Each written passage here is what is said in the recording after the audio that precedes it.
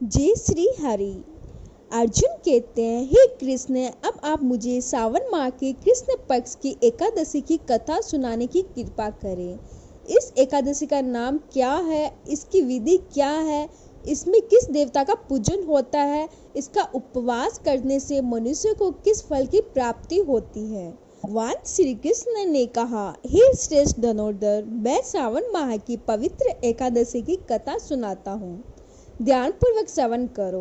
एक बार इस एकादशी की पावन कथा को भीष्म पितामह ने लोकहित के लिए नारद जी से कहा था।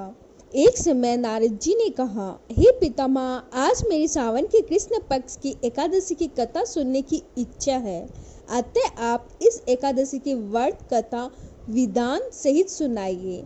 नारद जी की इच्छा को सुनकर पितामह भीष्म ने कहा, हे नारद जी, आपने बहुत ही सुंदर प्रस्ताव किया है। अब आप बहुत ध्यान पूर्वक इसे श्रवण कीजिए।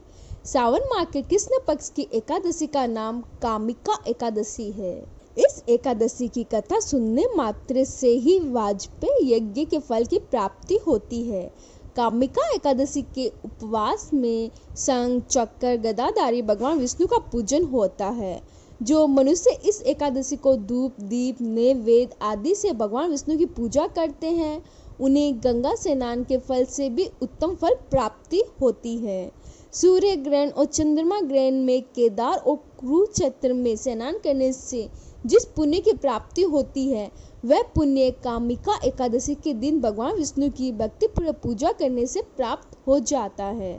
भगवान विष्णु की सावन माह में भक्तिपूर्वक पूजा करने का फल समुद्र और वन सहित पृथ्वी दान करने के फल से भी ज्यादा होता है। भक्तिपात में गंडकी नदी में स्नान करने से जो फल प्राप्त होता है, वह फल भगवान की पूजा करने से मिल जाता है।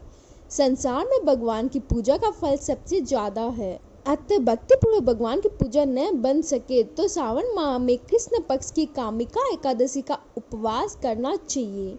आभूषणों से युक्त बछड़ा सहित गोदान करने से जो फल प्राप्त होता है, वह फल कामिका एकादशी के उपवास से मिल जाता है।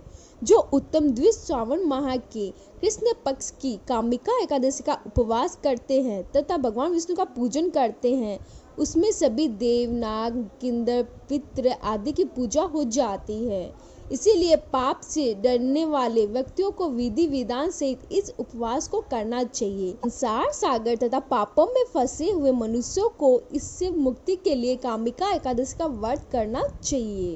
कामिका एकादशी के उपवास से भी पाप नष्ट हो जाता है। संसार में इससे अधिक पापों का नाश करने वाला कोई और उपाय नहीं है।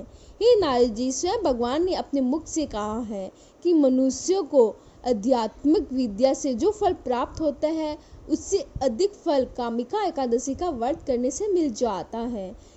इस उपवास के करने से मनुष्य को न यमराज के दर्शन होते हैं और न ही नरक के कष्ट भोगने पड़ते हैं, वह स्वर्ग का अधिकारी बन जाता है। जो मनुष्य इस दिन तुलसी दल से भक्ति पूर्वक भगवान विष्णु का पूजन करते हैं, वह इस संसार सागर में रहते हुए भी इस प्रकार अलग रहते हैं जिस प्रकार कमल पुष्प में जल में रहता हुआ भी जल से अलग रहता है। तुलसी दल से भगवान श्री हरि का पूजन करने का फल 1 बार स्वर्ण और 4 बार चांदी के दान के फल के बराबर है।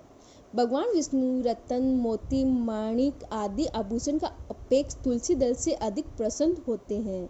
जो मनुष्य प्रभु का तुलसी दल से पूजन करते हैं, उनके सभी पाप नष्ट हो जाते हैं। हे नारद जी, मैं भगवान की अति प्रिय श्री तुलसी जी का प्रणाम करता हूँ। तुलसी जी के दर्शन मात्र से मनुष्य के सभी पाप नष्ट हो जाते हैं और शरीर के स्पर्श मात्र से मनुष्य पवित्र हो जाते हैं।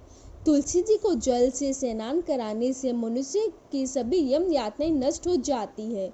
जो मनुष्य तुलसी जी की भक्ति पूर्वक भगवान के श्री चरण कमलों में अर्पण करता है, उसे मुक्ति मिलती है। इस कामिका एकादशी की रात्रि को जो मनुष्य जागरण करते हैं और दीप दान करते हैं, उनके पुण्यों को लिखने में चित्रगुप्त भी असमर्थ है।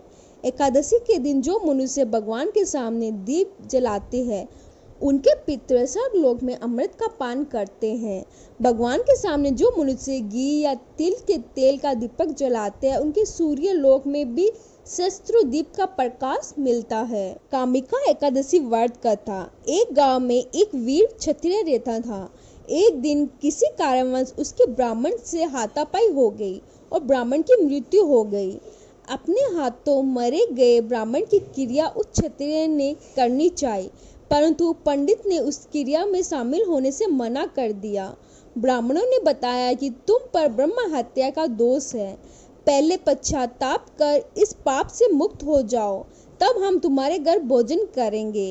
इस पर क्षत्रिय ने पूछा कि इस पाप से मुक्त होने के क्या उपाय है। तब ब्राह्मणों ने बताया कि श्रावण माह के कृष्ण पक्ष की एकादशी को भक्ति भाव से भगवान श्री हरि का व्रत एवं पूजन कर ब्राह्मणों को भोजन करा के सदक्षिणा के साथ आशीर्वाद प्राप्त करने से इस पाप से मुक्ति मिलेगी। पंडितों के बताए हुए तरीके पर व्रत करने वाली रात में भगवान श्री हरि के क्षत्रिय को दर्शन देकर कहा कि तुम ब्रह्म हत्या के पाप से मुक्ति मिल गई है। इस व्रत के करने से ब्रह्म हत्या आदि के सभी पाप नष्ट हो जाते हैं और इलोक में सुख भोग कर प्राणी अंत में विष्णु लोक को जाते हैं।